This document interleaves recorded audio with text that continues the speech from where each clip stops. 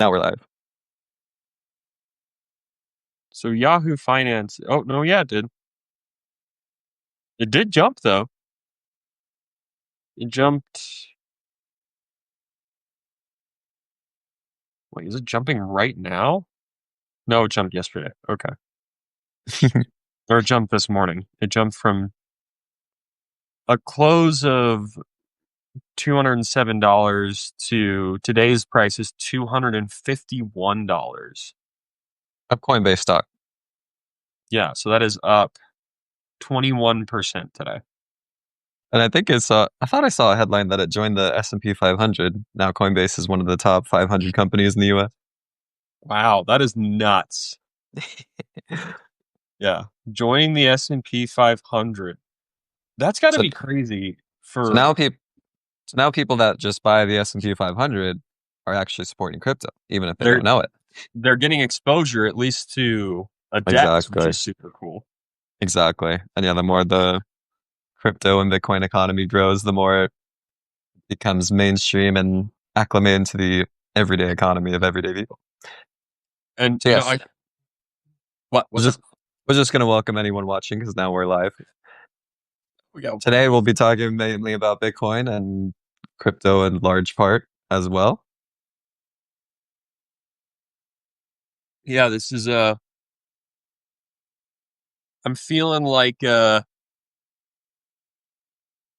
don't know. This is the only analogy coming. I'm feeling kind of like Paul from the Bible because I was a hardcore anti-crypto person about 2 or 3 years ago. And then what changed?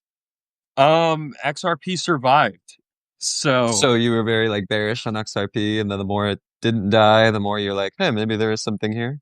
well, because what had happened was, Bitcoin's just Bitcoin. Bitcoin's going to be around forever. I I tend to look at it like kind of like a commodity. It kind of behaves that way. Yeah, Uh, yeah, it is a commodity. uh, I but then compare it you to have all like these. I Go ahead. compare Bitcoin to like digital gold a lot of times. Very Oh, similar to gold in a lot of ways, but like the digital version where you can send it across the world and but yeah, you go ahead. well, that's actually the funny thing is if you look at like how Bitcoin behaves relative to recession concerns, inflation concerns, it actually doesn't behave like gold. It behaves more like a commodity. It behaves more like oil or copper or Gold's not a uh, commodity. no, it does behave that way. It doesn't behave like gold because with the exception of the last couple of years, what we've seen in the past is as markets fall, people start to shift their money towards treasuries and towards gold and towards silver, like the safe assets, right? Yeah.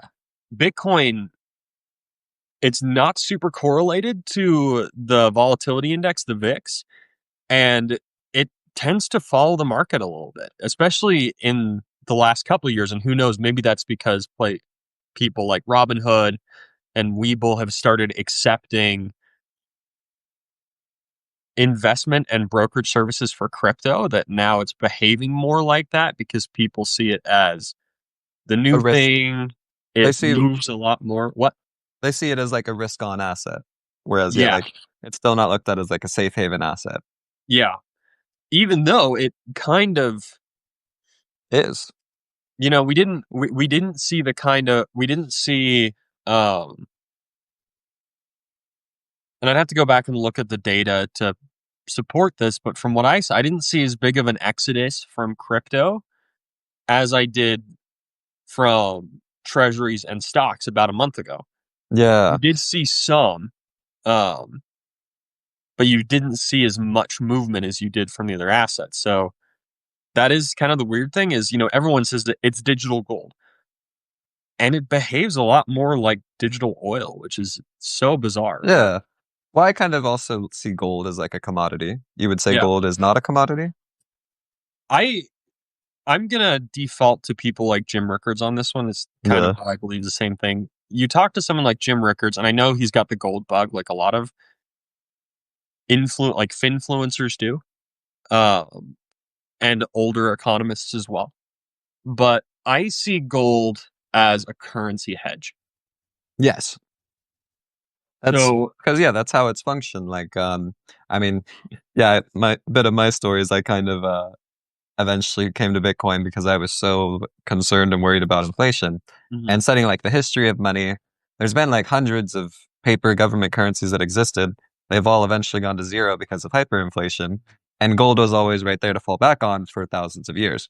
For thousands of years, gold has been what humanity has fallen back to when currencies have failed. So that is what gold's function has been. And I mean, when you see concerns about, say, like the dollar or another paper currency that exists today, usually see gold start to increase whenever there's like inflation concerns. And that's because of that historic role it's had. yeah, and it in my experience, in my short trading experience, because I only started like actively trying to manage my little Robinhood account probably 3 or 4 months ago. Uh, Gold still behaves that way, and now that you have things like gold ETFs, monetary metals, when I hear about a lot, companies that are trying to build whole financial ecosystems around gold. Um, it behaves like that more, where you see these very quick jumps when it's like, oh, well, Trump just slapped 100% tariffs on everybody. Everybody leaves the US markets, but all the gold products go up because that's where everyone's money is going. Exactly. Yeah, gold Unless has you're Warren Buffett. But yeah, very interesting stories there. The Oracle of Omaha officially retiring. But uh but yeah, I mean what's attractive about gold is it's like it bears the mark of no country. And so Mhm, I mean the US has been a global superpower ever since after World War II when they after the Bretton Woods Agreement when they officially had control of the world reserve currency. It was kind of like who controls the money controls the world. mhm, I think that's part of the what's attractive about gold is it bears the mark of no country. right. And if you own gold, the nice thing is, and this is something I can't remember his name, the economist I was listening to on the Julia LaRoche show the other day. Gold, kind of like real estate, it's kind of insulated from global tensions. Where if you have gold in a Right. country, you just have it. Right. If you're holding physical gold, like for example, if you're the Central Bank of London Yeah. and you have all this gold, you just kind of have it. It doesn't shrink over time. Sure, it goes up and down in market value, but Right. Certain supply and demand dynamics. right. And that's how gold has been able to maintain value across centuries is the scarcity and the durability. It's impossible. It's really hard to like destroy gold. And the scarcity of gold means that like global mining efforts, people are still mining gold, but they're not adding that much to the supply, a little less than 2% per year. Mhm. And to kind of connect that back to Bitcoin, one interesting, at least consume like market psychology behavior, we could call it, that I've seen recently. And actually, Abaya Anil, who's also on Substack that writes the Daily Dollar, brought this up to me. Um, is sorry, a notification there. People treat Bitcoin a lot like they do gold. So if you Yeah. have, how banks, large investors, even some smaller term high net worth individuals who are a little bit more concerned about the economy, they just hold gold. Yeah. Either they have a safe in their home or they have some kind of a safety deposit where they hold their Cougarans or gold bars, jewelry, whatever it is. Uh, People treat Bitcoin the same way. Yeah. So you'll see people, and I hate it because I see it all the time on LinkedIn where people are like, oh my gosh, Bitcoin's going to make 10,000 millionaires over the next decade. And it's like, but they never sell. And, I'm from How do you know they I'm never from the sell? camp of, well, I'm from the camp of, when you have an asset Yeah. and you're getting gains and losses, you actually aren't getting anything until you sell it. It's all Right. notional until you Right. actually have the cash in hand from the asset that you sold. Yeah. And I people agree. don't sell their Bitcoin. They just hold Not it. like it is more common, yeah, to the way I think about it is that Mm, today and for yeah, the next decade or two, Bitcoin is like the ultimate savings account. And the reason is because of a old economic concept called Gresham's law. Like you want to hold on to what's appreciating, which in this case would be Bitcoin, and you want to spend what's losing value, what's depreciating. Right. So if Right. I and that's how I use Bitcoin. Bitcoin is my long-term savings account. I want to hold on to my Bitcoin because it's appreciating. I want to spend in dollars because it's losing value. Right. So in a way, but I can spend my Bitcoin, and I do actually do that sometimes. I actually took a trip to El Salvador, which is like the Bitcoin capital of the world, and pretty much anywhere around there, you can buy stuff in Bitcoin. You can pay for it in Bitcoin. Right. So that's kind of Bitcoin's long-term monetization process. In the process of it becoming money, first it is a widely used savings account, and then once it's like a widely used savings account, like a lot of people use it that way, then it just becomes natural to have it become more of a checking account. So I can use Bitcoin to buy my morning coffee, but the Mhm. opportunity cost isn't worth it right now, and it won't be for a long time. Yeah, That's kind and of the you thought know, process, at least. no, I 100% agree with you. You know, I wrote an article probably a year ago explaining how Bitcoin is not currency. Uh, Why not? People did not like that, and it's because when I brought it up, you know, in finance and economics, we have very clear rules for what qualifies as a currency. Yeah, You know, it has to be a unit of account, it has to be a stable measure of value, it has to be easily transportable. Like there's certain rules that we apply across the board, whether it's seashells or the US dollar, right? yeah, yeah. Uh, And across history, you look at like the process of something becoming money. So that's what I'm saying. Like Bitcoin's not there yet, but I don't doubt that it will be in the future. Is that first, it's a widely used store of value. Then it's a widely used medium of exchange, which means we use it to pay for things. And then lastly, becomes a widely used unit of account, which just means that your morning cup of coffee is 0.001 Bitcoin, and you know what that means. right. And we're not there yet. My biggest argument was it's too volatile. And I was trying to find the author. I think it's Daniel D. Martina Booth, who used to work for the Federal Reserve. Um, One of the things that she and some other economists I've listened to has brought up is that there's still a few too many whales in the Bitcoin system on the Lightning Network that have a lot of Bitcoin, which actually isn't a problem. We have other assets on Earth that behave that way, Hmm. where you have a small number of large holders and then everybody else dealing with the remaining 30% or whatever. Yeah. With something like Bitcoin, where it it's so reactive to differences in supply. DiMartino Booth's comment was just, what happens if one of those whales need to sell 1% of their portfolio for Right, right. whatever reason? Um, A and lot of sell pressure that would, yeah, send the price down. yeah, and because cryptocurrency, since I wrote that article, my thoughts have changed, but that piece hasn't. Like I just did an article on liquidity risk because I was looking at a job as a currency trader, and they said basically, you know, we only trade Bitcoin and Litecoin and Bitcoin Cash because they have the lowest liquidity risk, which is not exactly true. I mean, it is. Bitcoin has a liquidity risk of about 4% if we compare the high and low values on the daily. Hmm. And everything else across the ecosystem seems to have about 6%, which is really high when you compare it to like an ETF. And yeah, So liquidity risk technically, just meaning was liquidity risk. liquidity risk is the probability that you're going to lose value because you have to sell a lot of it. Uh-huh. So, like, I made a post the other day that highlighted this. I call it soft locking. I don't know if that's actually what it's called in the industry. It just fits because I'm a gamer, and that's something that I recognize. Is, you know, if you're like playing a video game and you make the wrong decisions and you put way too much XP or whatever into one skill, Hmm. you kind of soft lock yourself out of the other skills unless you want to take a massive cut. Yeah. Opportunity cost, right? Yeah, and it's more your liquidity risk is if you were to sell a large position that you have in something, how much money are you going to lose because of the price falling? Hmm. And, Interesting.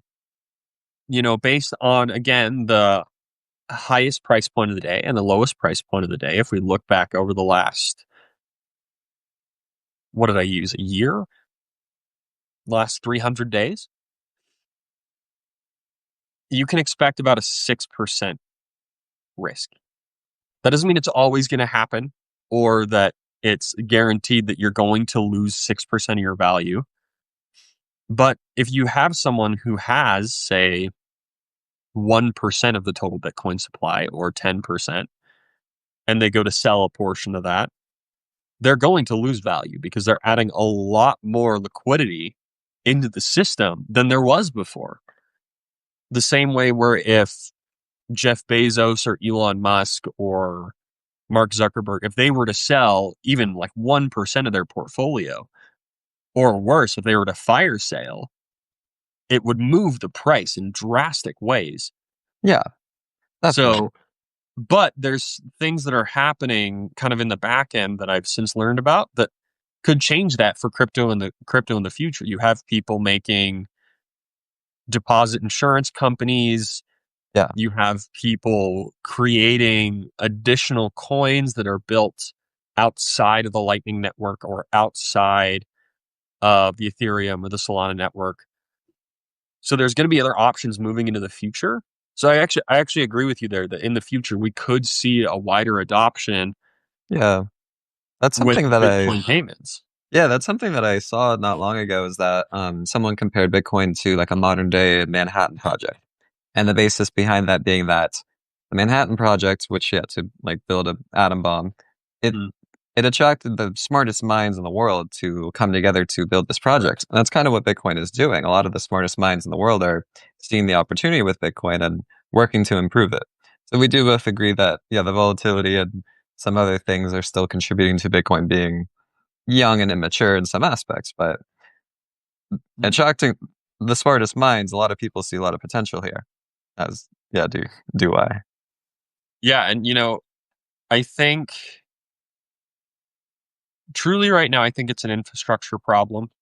With a lot of things in life, it's like, oh well, why don't we have whatever AI in all of our homes doing X, Y, or Z? It's an infrastructure problem. For Bitcoin or any cryptocurrency to be a widely used payment system, you're going to need access to more, what's it called, point of sale technology that accepts wallets, Yeah, whether that's digital or hard. You're going to need better payment infrastructure.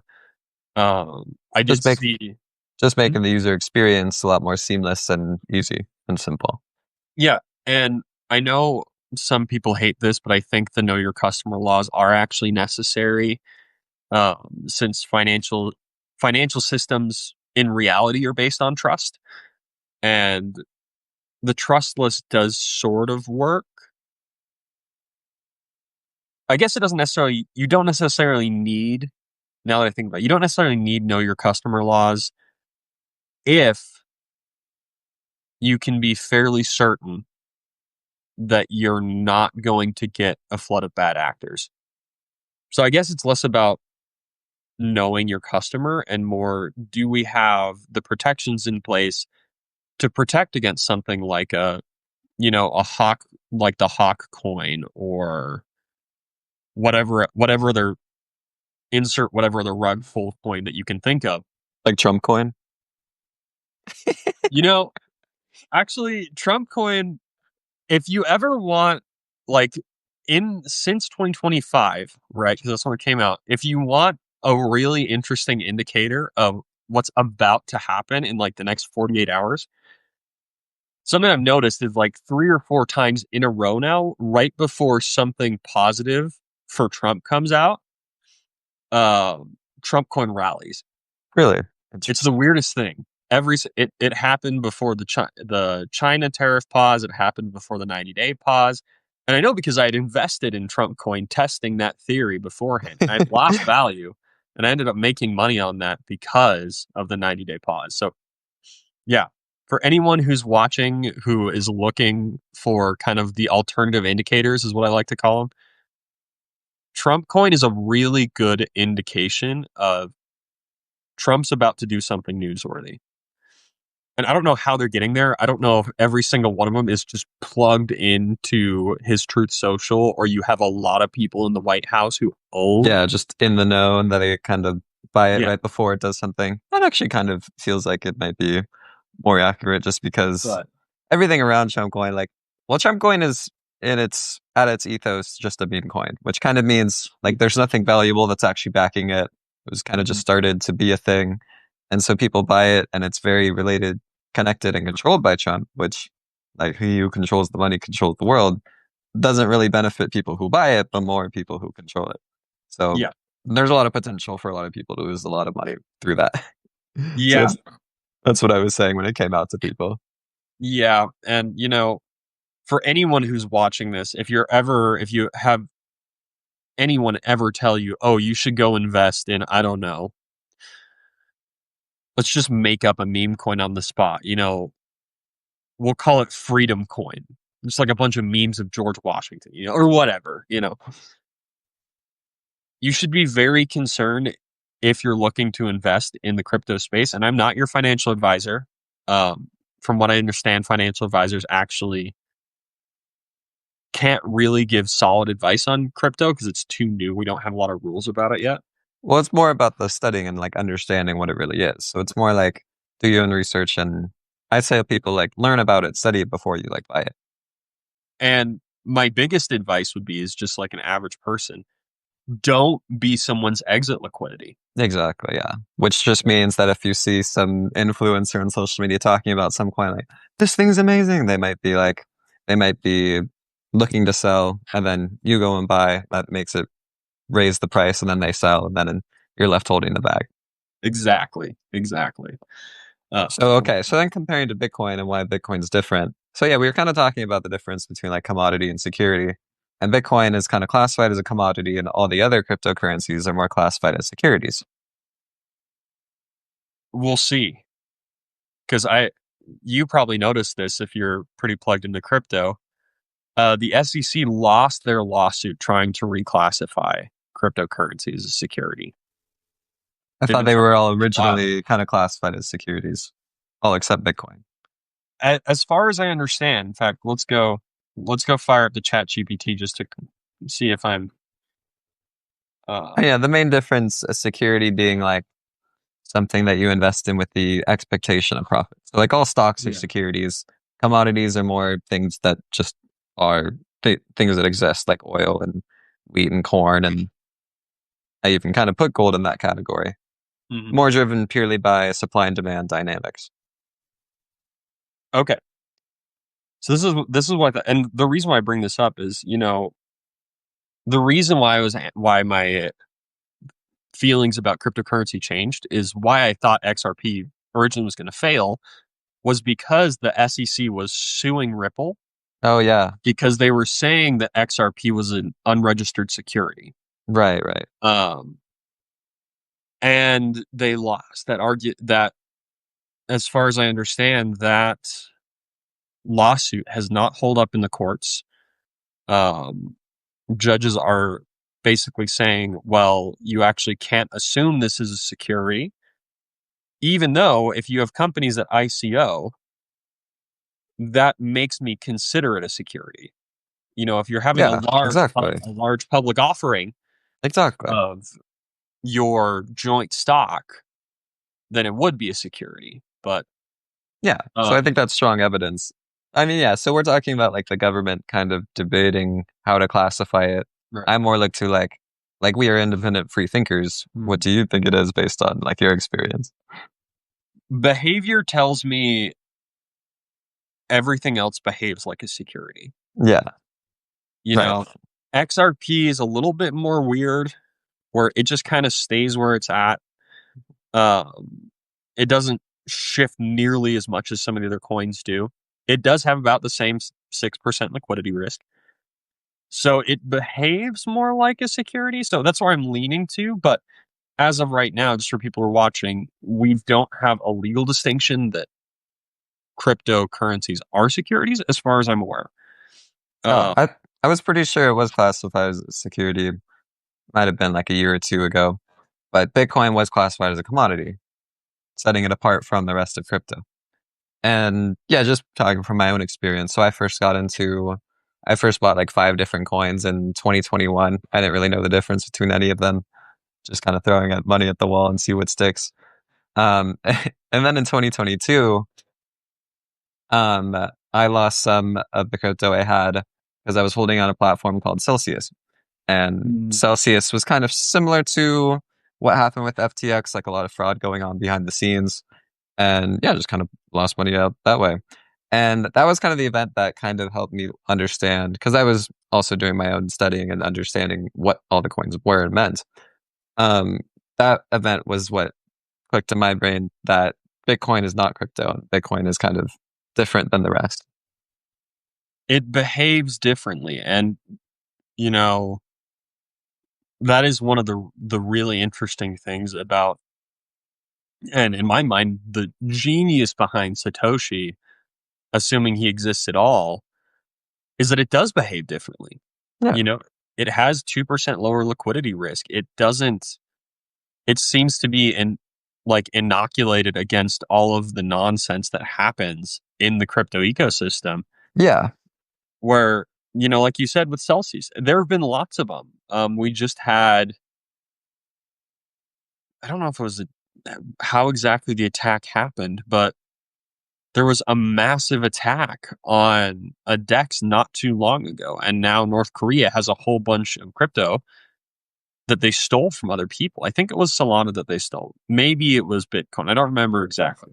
Yeah, I think that's one of the reasons is because Bitcoin is kind of optimized for security Mm, and decentralization, meaning that no single entity or small group of people controls how Bitcoin works. Bitcoin is also sometimes referred to as the people's currency. right. And yeah, with all the other cryptocurrencies, they you can see they didn't necessarily prioritize security and decentralization. I mean, really, all the other cryptocurrencies are more akin to investing in like a tech startup. They're trying to do something that isn't necessarily like being money, kind of what Bitcoin is trying to do. They're more there's like companies behind all these coins. Mhm. But for that reason, it is more yeah, like investing in a tech startup. No, 100% agree. And I mean, we knew that. I guess we is a. I learned that I didn't know this before, but I know it now. Solana and Ethereum were never trying to be a currency. Exactly. They It's were more trying to be an AWS oh yeah. computer. Yeah. The way I Yeah. kind of think about it is almost like gift cards. So it's like if Ethereum and Solana are like building these kind of network things, they come with the currency that can be used like inside the system with almost like if I buy like a Target gift card that is good as money inside of Target. Right. That's kind of how I see the rest, but Bitcoin, No. yeah, is used across the board. Yeah, 100%. I mean, Solana, because I've done a lot more digging on Solana than the other coins. Solana, if you want to build a dApp on the Solana network, you pay for your what would be essentially be web service fees in Sol. Yeah, right. And I've heard Ethereum's the same. I haven't done as nearly as much research, so I don't know. But yeah, they were never trying to. Bitcoin is functionally different. And again, I wish we knew who Satoshi was so we could just ask him.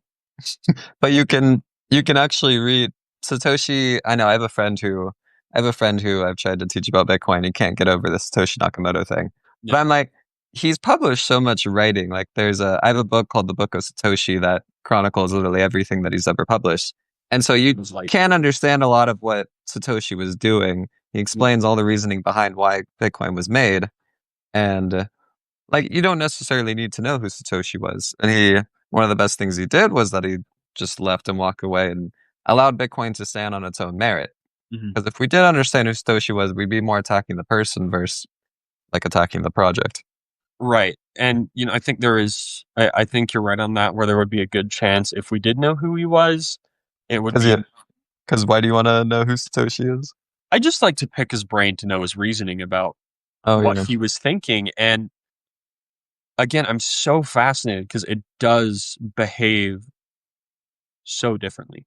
yeah. And But yeah, that's what I was getting at was that you can kind of understand his thinking and his thought process based on his published works.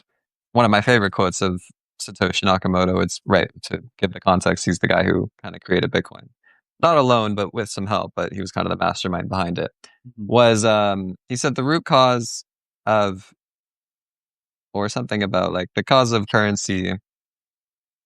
Yeah, I'm not really remembering the quote correctly, but oh man, I really can't remember. Something about like the cause of currencies. Oh man, I'll need to study up on that quote.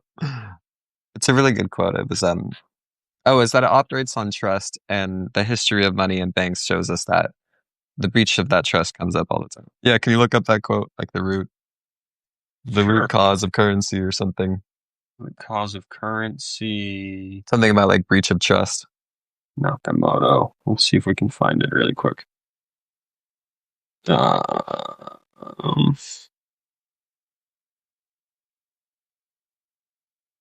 Oh, yeah, I just want to know, Julie or anyone watching, if you ever have any questions at any point, put yeah, a question in the chat.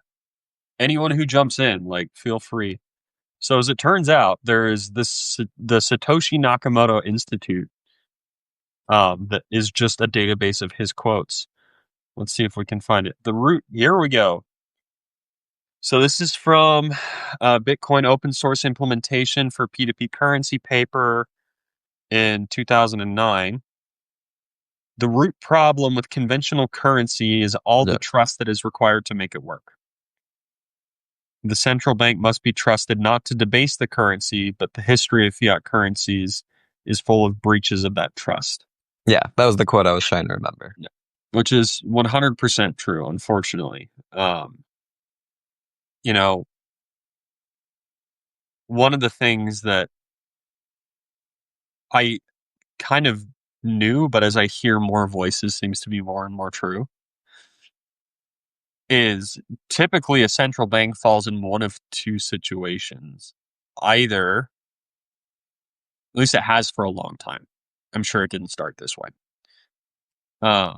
But it's either a group of bankers who are deliberately trying to reach some kind of political end, Yeah, whether it's China reaching 5% by any means necessary, or firing their economists so that there's no antagonizing voices in that group, yeah, or if it's the US where their hands are a little bit tied.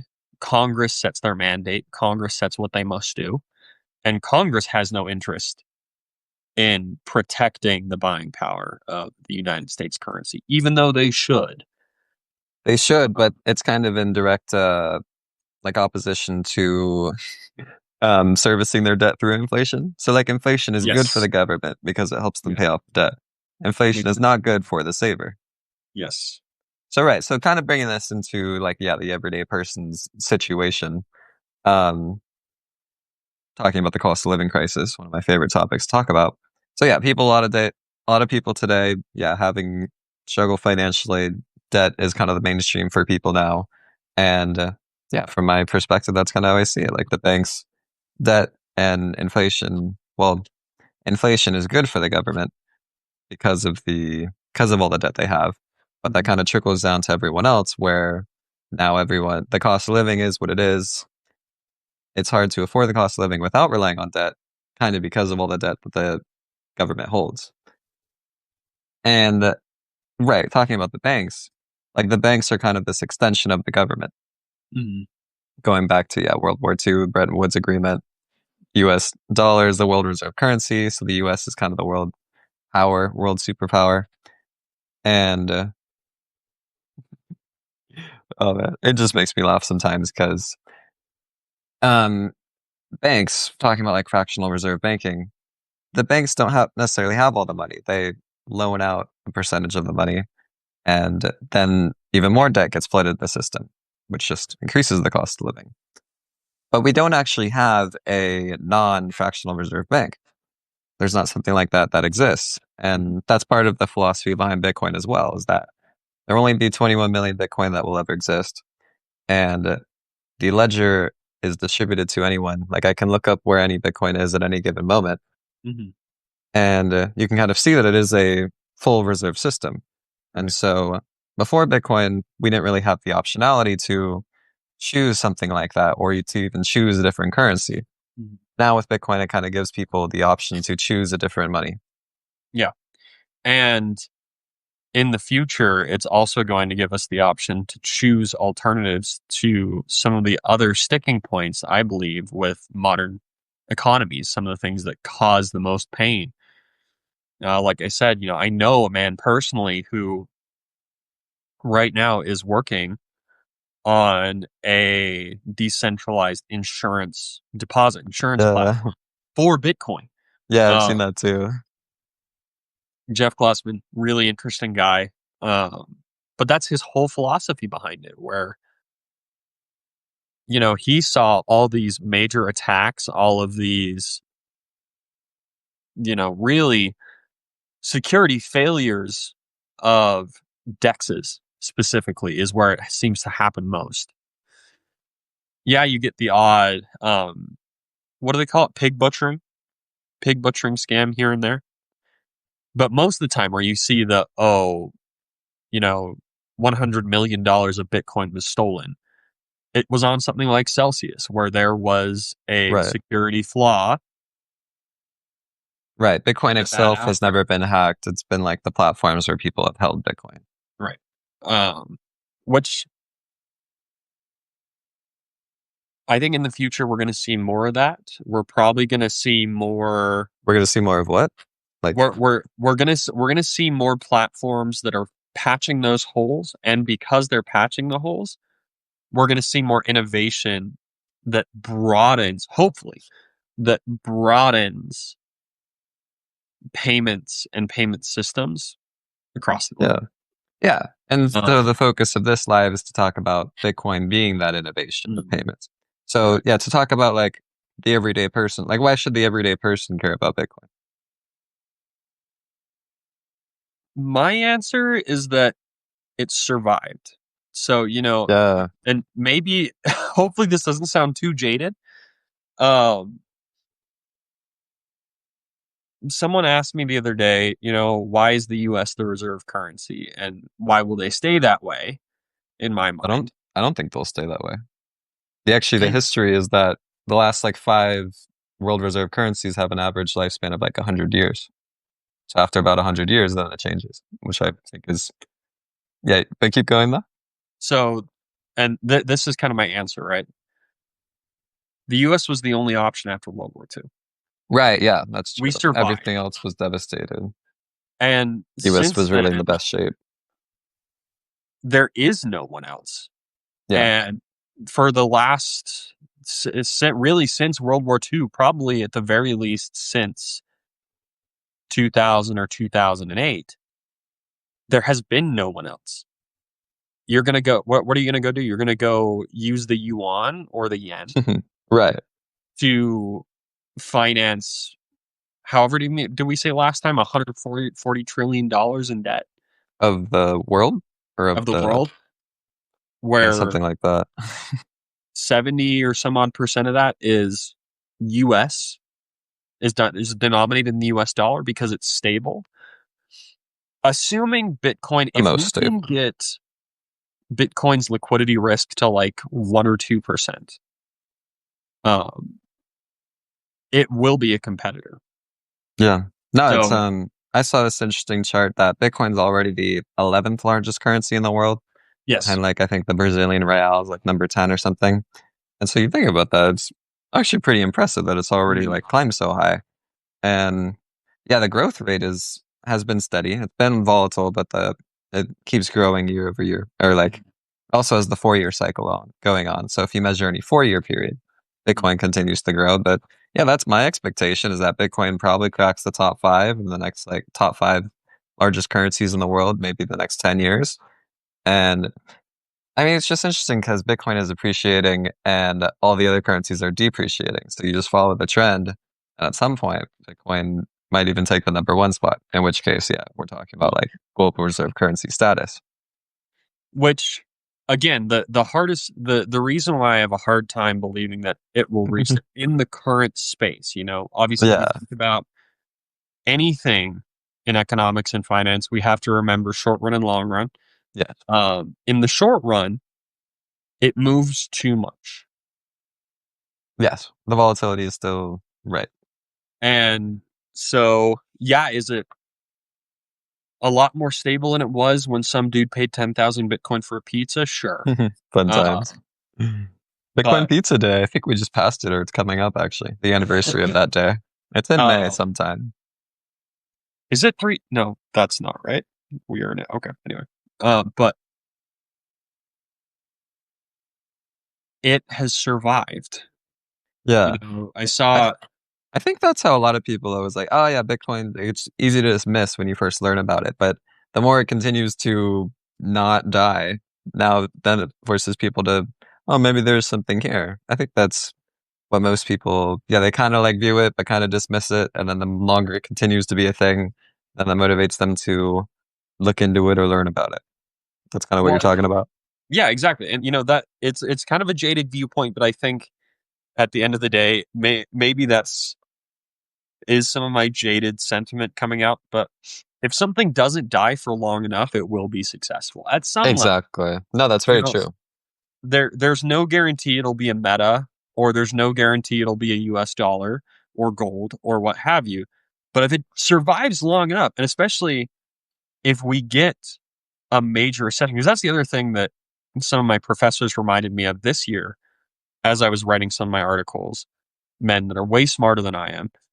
They said, a lot of this stuff that you're talking about right now has not survived a major global recession yet. And so, Yeah. And so I agree with you. And I think Bitcoin is suited to um, survive things like that. And the reason being that a lot of people have tried to kill Bitcoin. Like Bitcoin kind of poses a threat to yeah. how the current economy works. And so there have been people that have tried to attack Bitcoin and they haven't been able to do so. And yeah, Bitcoin being like unhackable, it's never been hacked in its 16-year existence since it was first turned online in 2009. But yeah, there's really just no way to stop Bitcoin. The only way that you can really stop Bitcoin is to kind of shut off the internet forever. Even if you shut off the internet temporarily, once the internet comes back online, Bitcoin comes back online too. And that has to do with really how Bitcoin network operates. It's backed by the strongest computer network that's ever existed. Like there's thousands of running the Bitcoin network and they exist in every country. That's why no one country like China banned Bitcoin mining.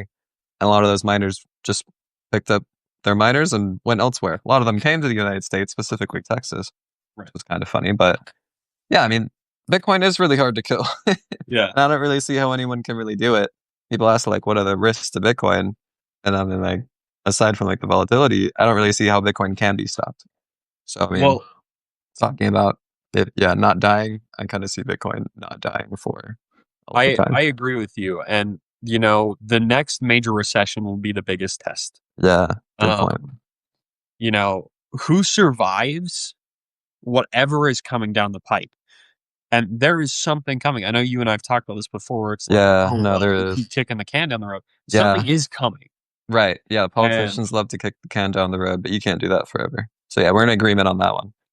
I don't know what it's going to look like because I hear a lot of different opinions Yeah, on the severity. You have people like Jamie Dimon who are saying, "Oh, we're in a recession already, and it's just going to be here for a while."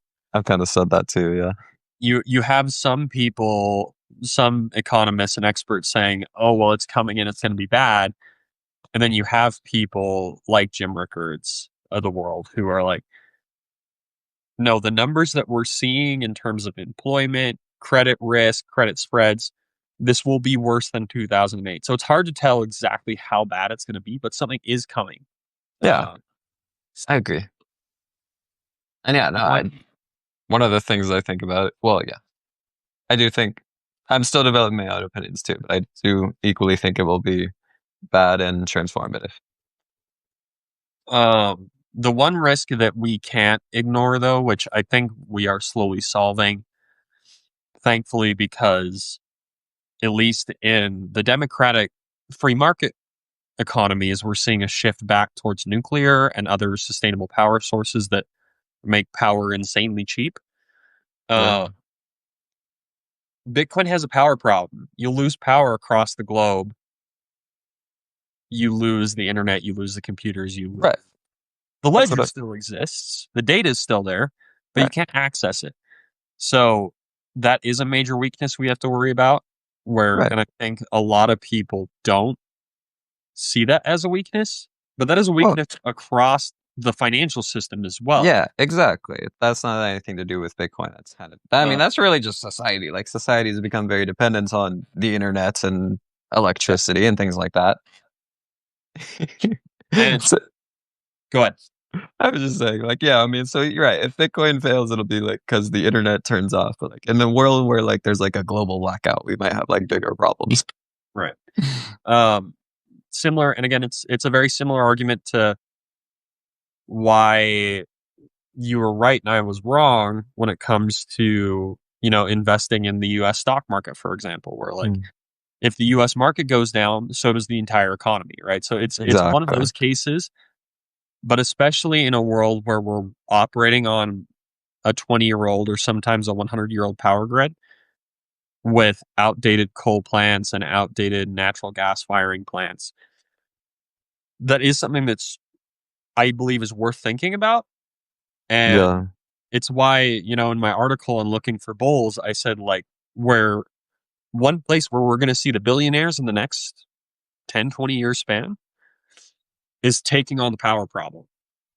Yeah, You know, definitely. No, energy has been, yeah, definitely a big coveted issue. And yeah, the secret to sustainable energy, isn't it through like fission? There's been like through fission, you'd be able to make like renewable, sustainable, never ending energy. so the number as I understand it, and I have to go back and check, but I have friends and family who either work or did their undergraduate studies on the nuclear industry. Hmm. One load of a standard size reactor would power something like the city of New York for 50 years. Yeah, So amazing. that's one of those things where like it actually, if we get really cheap power, that actually also works in Bitcoin's favor. Oh, that solves the issue to several problems. Yeah, because Bitcoin miners take a lot of power. Um, but if you have a bunch of reactors running around the clock, providing way more power than anyone's going to need, you're just going to find things to use that energy for. There's actually an Right. argument where in the future you could see energy as the global reserve currency because it Yeah. becomes so I mean, cheap. that's kind of what backs Bitcoin. Like you say, Bitcoin is ran by, like, there's a lot of energy that's required to run the Bitcoin network. It's kind of Bitcoin is backed by nature's currency, which is energy. Right. And Right. so that's actually one of the things that I like about it. And that's kind of how proof of work works versus a lot of how the other cryptos work. Hmm. And so that's actually one of the things that I see as an advantage too. But when you get to energy, we only have a limited amount of energy, and then deciding what deserves the energy has to do with where you see value. And so, I mean, Right. that's why I kind of like to lead with Bitcoin, seeing the value of Bitcoin before getting into the yeah part about the energy. Because if you don't understand Right. like the value proposition of Bitcoin, then you probably thinks that it deserves no energy. Hmm. But yeah, my phone is getting low on battery, so we probably need to wrap Yeah. up. I Yeah, got a next dash time. too. So, And then yeah, you brought up yeah, something about like kind of what's coming in terms of like recession fears and things like that. So I think that'll be a fascinating topic to talk about next time. okay. Sounds good. Anything you'd like to leave the audience with? Um, no, I guess anyone who is watching, speaking of spooky stuff coming down the pipeline, I've been doing a lot of research on the health of the US stock market. There will be an article coming about that soon. Um, and other than that, my only response would be don't panic. Yeah. No, You know, I was actually reading something about that too, is that fear just leads to so much I mean fear comes from uncertainty, but fear isn't necessarily ever productive.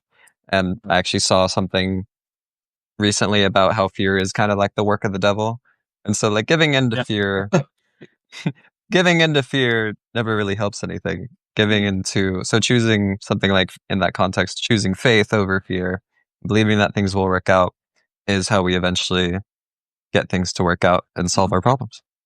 Yeah. And at least in the world, because I know people are worried about, like, oh, what about my 401k or my future? I believe what Warren Buffett said about don't bet against the US is still true. And Yes. definitely don't bet against the global financial system. It was a system built over 200 or 300 years to pro- provide capital and energy to the right things in the most efficient way, and it's very, very good at that. Sure, governments like to come in and screw it up, but it has survived. Again, if you see something surviving for more than 100 years, um, you can trust that it will probably still be here. Yeah. So, And so I guess next time we'll be talking more about that and questioning the survival of the modern day system. so, but yeah, don't panic for Yes, everyone don't watching panic. right now. And then I also talk a lot about Bitcoin. I think my next newsletter will actually be pretty Bitcoin focused. So indeed, for looking more Bitcoin focused, that's something I talk a lot about. All right then. Alrighty. We'll talk soon. Thanks for coming on today. Always pleasure to talk money, finance, and all things money. Yeah, it was a pleasure to talk. Talk to you later, Brandon. Alrighty. Take care of yourself. Bye. Bye bye.